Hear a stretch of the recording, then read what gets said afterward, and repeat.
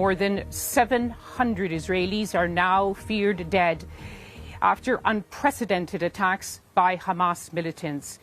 It represents the biggest loss of life in a single day in Israeli history. Hamas, which is designated as a terrorist organization by many Western governments, including the United Kingdom, is still holding out in parts of southern Israel where they're coming under attack by Israeli forces. And Israeli warplanes are now bombing the Gaza Strip, where more than 400 Palestinians are said to have been killed and more than 2,000 injured. And worry is also deepening over the shocking hostage-taking of more than 100 Israelis who are now said to have been taken to Gaza. Our first report tonight is from our defense correspondent, Jonathan Beale, who brings us all the latest. And I should warn you that in his report there are images that you may find distressing.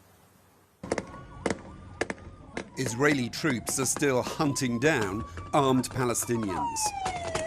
More than 30 hours after their biggest and bloodiest breakout from Gaza into Israel itself.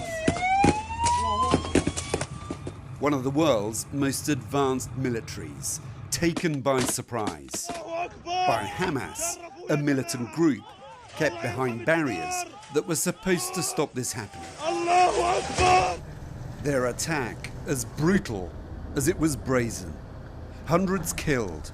For Israel, that's included scores of unarmed civilians as well as soldiers. Already the largest loss of life in decades. Here, the bodies of an Israeli family shot dead, waiting to be identified and buried. Hamas has taken dozens of hostages too, like this 85-year-old grandmother, Yafa Adar, whisked away by militants in a golf cart. Families too, among them Yoni's wife and their 5- and 2-year-old daughters. He's left anxiously waiting for news and pleading for their safe return. I want to ask of Hamas, don't hurt them. Don't hurt little children, don't hurt women.